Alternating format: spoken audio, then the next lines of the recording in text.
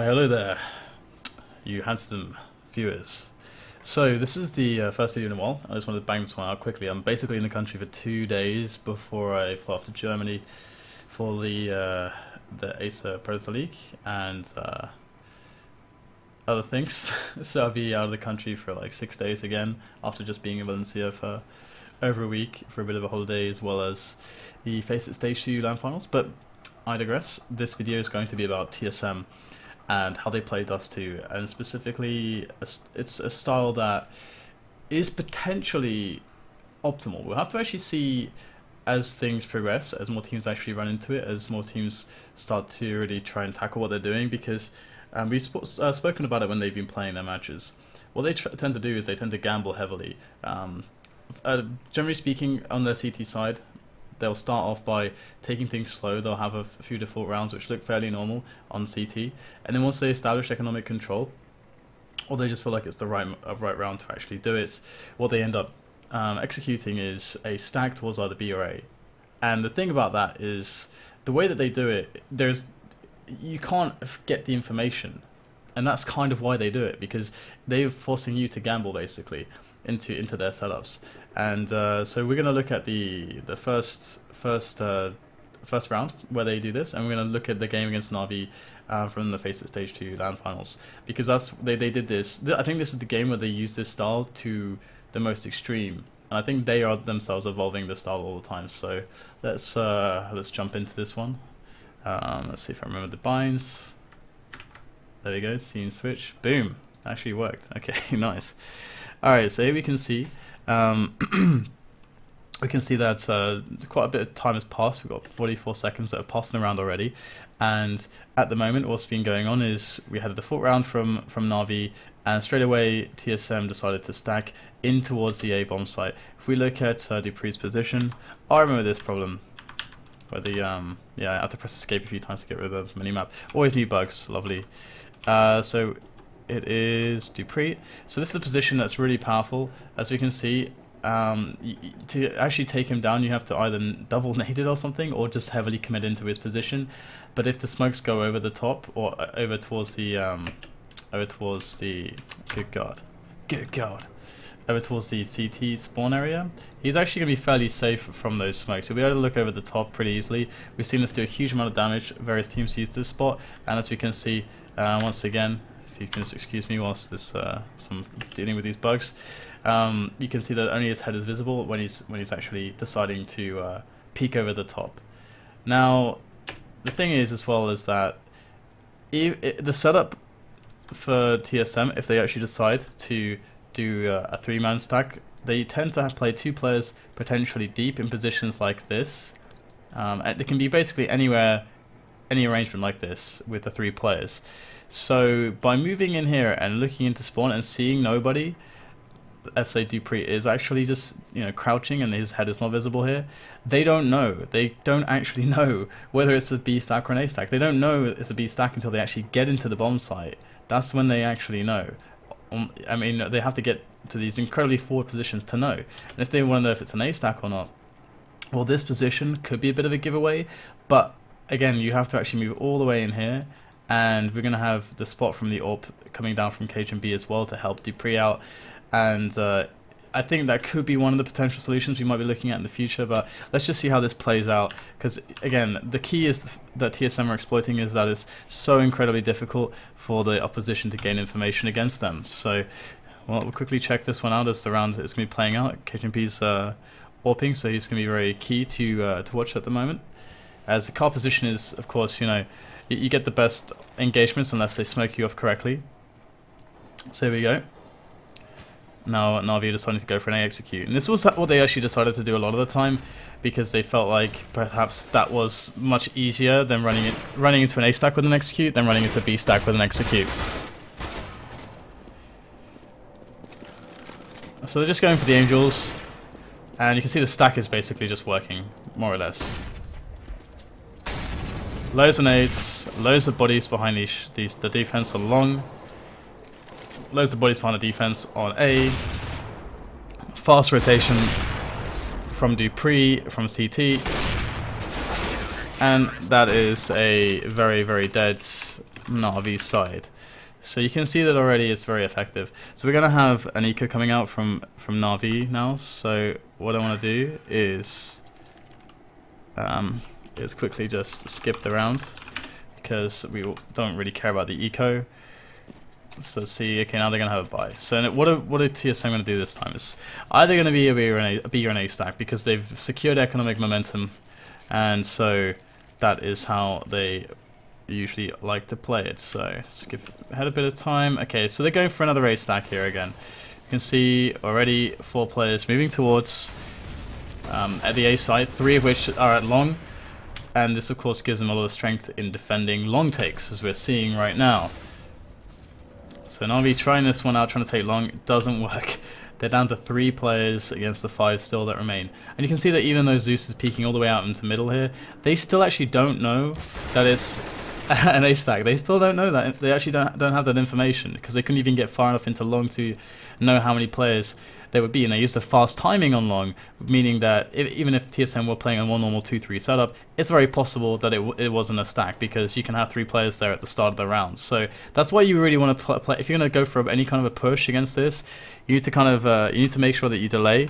Otherwise, you're in a situation whereby the early rush timings of the 3-2 setup, or the 2-3 setup rather, 3 moving towards A long at the start of the round, that's very common. So it doesn't tell you anything if you find people there. And this is about getting info from TSM, and that's one of the ways to do it. So I think it's a bit of a waste that Na'Vi decided just to rush instead of delaying that push. So now we're going to have the B stack. So we're going to get to see the B stack, and we can see Device is actually just spotting into lower dark, because they know that they don't have money for an AWP, so it's safe for him to actually go for that play.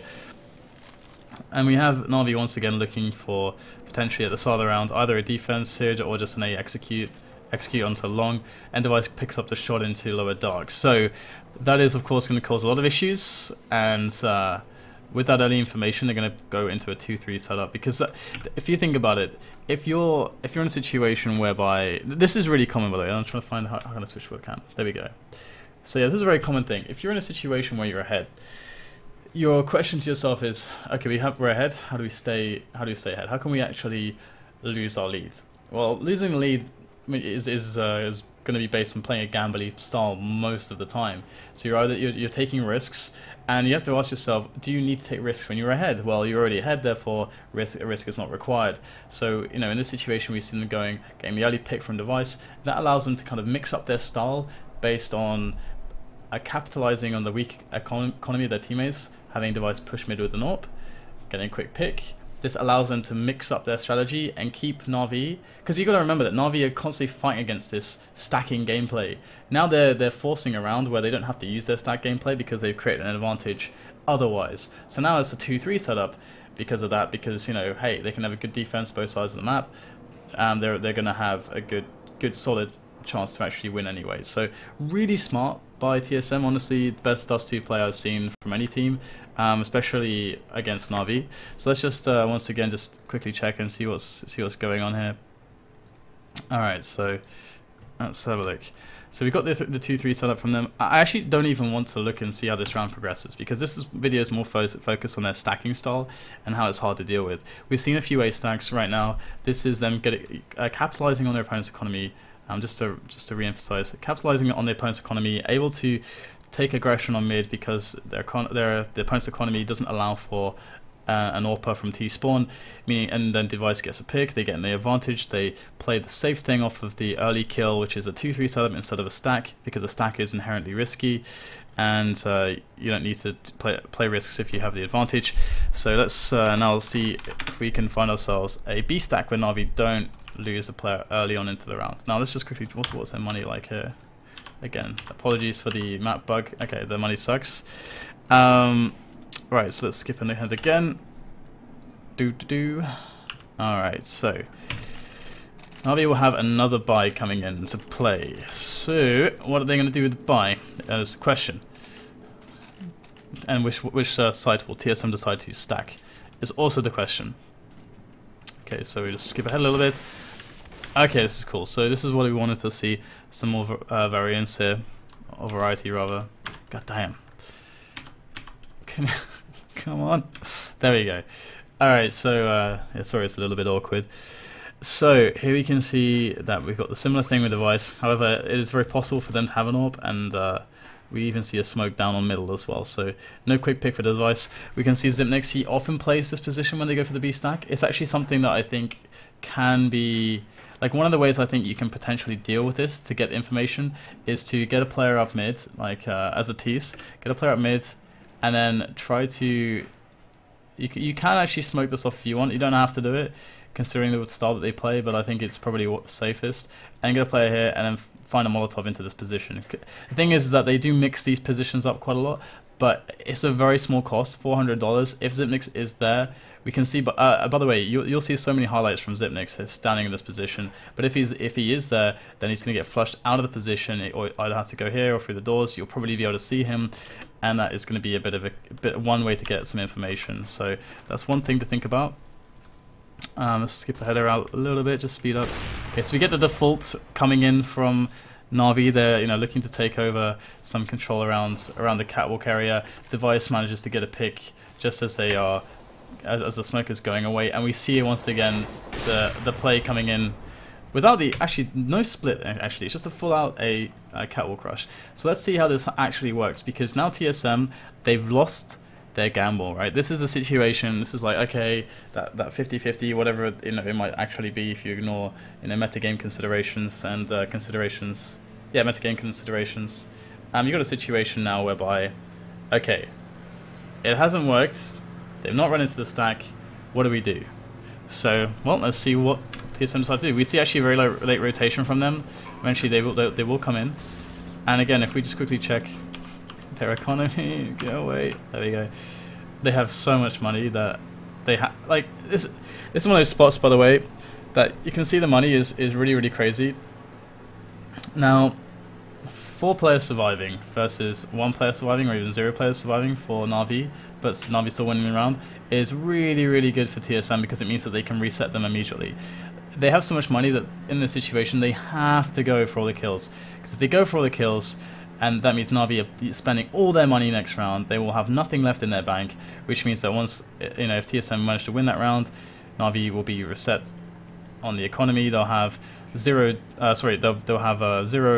consecutive round loss bonuses to work with, so they'll have $1,400 in the bank, which means they will have to double eco, which means game over for Na'Vi. So TSM actually losing a round in a spot like this where they run so many in a row and Na'Vi have so little money is actually potentially game winning, which is quite an interesting one, but that is very true.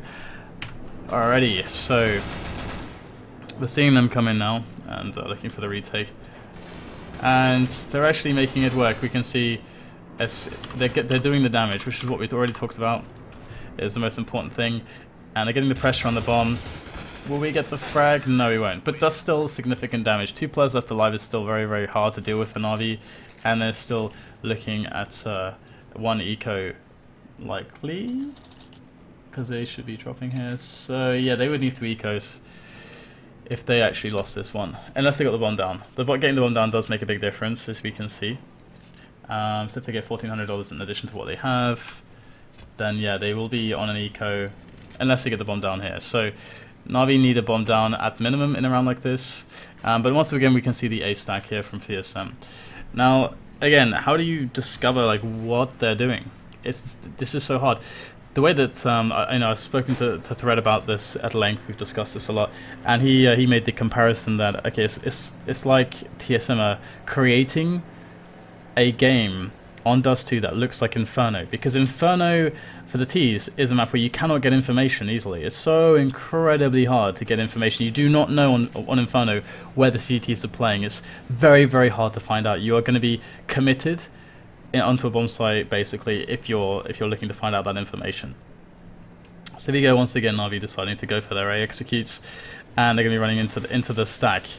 Now the funny thing is that towards the latter half, TSM were pushing into more B stacks, but we get a nice execute here from Na'Vi with the drop down from Zeus, and it's certainly going to be helpful, although they are down to a 3-on-5. The bomb is being planted and long is being held, and they're just waiting our TSM, so this is really good from them. Just switching around here. So they're actually going to win this round. Getting the bomb down does allow Na'Vi to get something done though. But yeah, you can see that just generally speaking, this style from TSM is very, very hard to deal with for Na'Vi in this match. Now, this is something as well that I'd be very curious to see how it works against the other top teams, because it's one of those strategies that doesn't really rely on specifically countering one team. It is risky in so far as it's kind of, I mean, you're playing gambles. You know, will they go here or will they go there? And you're trying to rely on strong retakes and so on. But that said, we already saw that TSM, or I did before I opened up this this little recording, that TSM did decide to actually play the full round until their economy was secured. So here we go. We got the minimap out again. We can see a similar setup as Zipnix is on the crate here, right behind the double doors, or sorry, in front of the double doors of the B bomb site, and devices AWPing down here again. So again, this looks like this 3-2 setup. Device AWPing from these positions can look it can serve as an opening potentially for Na'Vi. They can think, okay, they're playing an AWPer on middle. All we have to do is get a quick pop flash through, get some pop flashes over, and try to get into a position where we have this smoked off, this area smoked off. We can take the duel against him. He won't be able to fall back, and we can get a kill. This is a very common way that you can try to open up the map, and well, we'll have to see whether or not they in this round actually try to capitalize. But it's kind of a bait. There's something that's interesting about this. And oh yeah, one other thing I need to really talk about very quickly when it comes to this strategy is, okay, so we haven't seen the full strength of this, because one thing that's very cool about it is, typically speaking, when you're down on the money as a CTs, you can use strategies like this as well. You can use the stacking strategies, because when you do go for the buy, look at it this way, your money is going to be really tight, and you probably will have a bunch of phalanxes, so you won't even have a great arsenal to work with. So you're inherently going to be disadvantaged against the T's on the Angels and on the trading game, which is very important. When it comes to the CT side, you got to be able to trade efficiently. You can't go 1 for 1. You got to go 1 for 2, because you're going to be 2 versus 3 or 2 versus 4, or maybe 1 versus 2, 1 versus 3 in most situations. And if you give up the areas without giving your team a numbers advantage, then the T's will be at a significant advantage to win the round, and it's in a lot of spots maybe not even worth it for your teammates to even try. So you have this idea where some teams decide, okay, we want to take an aggression together to get an early advantage into the round. Boosting catwalk with the FAMASs is often one way that teams try to do that, or trying to play in that kind of aggressive style. What TSM do, or maybe where they initially discovered how to play like this, was they said, okay, we want to do this B stacking thing. So if I just check the game quickly again, so we've got this B stacking thing. Zipnix is actually playing in front of the boxes this time around, but generally speaking, what it looks like is, you have a default round where the T's take over this area, they take over catwalk, they entry into the mid doors, so they spot that there's nobody close that's going to cause any issues. They would kill them. They can try to look into the CT spawn area. So what you do is you check CT spawn, because if you see that there's nobody there, then it's very likely that what is being played is the 2-3, like the 2-3, or some also like this. Like, I mean, it can be many positions on B. The 2-3, and it would look something like this for the CTs. Something in this arrangement. And so once you see that nobody's in this area by CT spawn, you're saying, okay, the rotation from A is very, very, very, very, very long towards the B bomb site. It's going to take a very long time for them to get there. And this looks like a fast route here that I just drew through CT spawn, but if this is smoked off once or twice, it becomes very, very hard and slow to get through that position. And of course, the other way to get through is all the way through here, or in through here. So you have very, very long rotation from this kind of position. So if you spot that there's nobody in this area here on the CT spawn, you're encouraged to go for a B split as a T's. That is because the rotation is so long for the CTs. And of course, the longer the rotation is, the more success you're going to have, because you get more time to work onto the B bomb site to take it over. You have more time to get post plant positions. Simple as that. So it raises your percentage to win the round. So when it comes to the situation right here is there can always be a player here or a player here, and it can still be a 2-3. The dead giveaway is if there is a player here, because usually in the 2-3, the way that you'd want to play it is you wouldn't have the guy on goose necessarily. You'd have a guy who moves down from the goose area around 20 seconds into the round towards CT spawn. And the entire purpose of this is what it allows one of the teammates from B to come out to this position. So you got a guy here, you got a guy here, and now what they can do is they can successfully get the trades when the T's are coming through the mid double doors on a B split. It also allows for support for one player to try to actually look in for some information and potentially has somebody who's in CT who can play with them to refrag for them and create a situation where they can have control of what's going on around middle, so they can get information of what's going on around catwalk by being able to spot in these general areas, by being able to listen into these areas in general. And that is kind of the middle of the road way that teams do like to play, and it is the most standard way to play. But sometimes teams mix up the 2-3, which is very defensive, and you give up the mid information. And again, that's what you're spawning for. Is it the 2-3 like sorry, is it the 2-3 that's like this, or is it the 2-3 that's like this? So this is the very basic way that you're looking to get information as a T side. And so what we can see by TSM doing this is that they are always putting themselves they're always putting themselves in situations where it's pretty much impossible for you to get the information as to what their setup is. So the informed decisions that teams at the high level usually take by saying, okay, we have this information, we have this information, they don't get that versus TSM. The best bit of information you can get is I suppose by trying to take over long, but we already saw Na'Vi do that multiple times, and because there is this you can't do it fast into the round because of the rush timings for the CTs if they are playing 2-3 instead of a 1-4. So there will likely be 2-3 players there always anyway early into the round.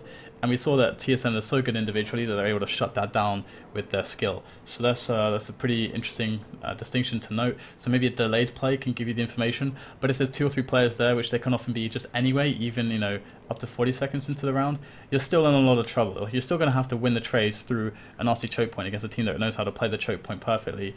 And so yeah, and if you're thinking about trying to get the information towards B, well, you can try to entry into CT, but you won't see anything, and you don't know if you don't see anything, like we just talked about, that means that it's a 2-3 with a super defensive 3 on A. So it comes back to this point I was making, whereby TSM are very smart because they, instead of deciding to go super aggressive with a very low buy, a buy that's very weak, they would instead try to condition you by giving you certain pieces of information or denying certain pieces of information, which would encourage the result that they want, which is in a situation of this round here, the situation they want is for you to hit the B bomb site and go for a B split because they've stacked it. And we can see as well that they've, to add to my point here, if there was, which Na'Vi have shown a prevalence, or rather they've shown the proclivity, I suppose, that's not necessarily the best word, but they've shown that they want to take A long multiple times to get information. There are still 2 players here, so if they actually pushed A long, they might still, or try to peek A long, they will still think maybe that it's an A stack, because there's so much presence here, and A has been given up completely. And this is just a gamble that TSM are basically allowing Na'Vi into this stage into the round to move up into catwalk. So yeah, by showing something like this, they are trying to encourage the B split, which is by giving you the information that they want to give you. So that's very smart of TSM. And that's more or less pretty much all the points to make about this. Now, I would say that based on this play, the TSM at the moment could be considered the best Dust 2 team, which is quite interesting. But again, I'm very curious to see how this goes over multiple matches against top teams and top tournaments. You can see that the B split this time didn't work out. But again, if you have the economy to back it up, and that's what they generate first, they make sure they have economy to play it properly first, then it's not really an issue. So we can see that they very well we'll lose this round, but very effective style indeed. Oh dear, very effective style indeed. Anyway, first video in a long time. I hope you guys enjoyed it. Can I get back to the face camera? There we go. So I hope you guys enjoyed it. I really wanted to show and talk about, just generally talk about that approach from TSM, because I think it's very good, very cool, and a lot of teams are going to have to try to figure out how to deal with that in the future, and TSM likewise are going to have to figure out how do we stop teams from basically killing our chances to make this strategy work. How can we ourselves actually stop them trying to stop it? And I want to see how far that goes. So yeah, I'm going to Germany for a while. I'm in a couple of days, so it'll be a while till I see you guys again.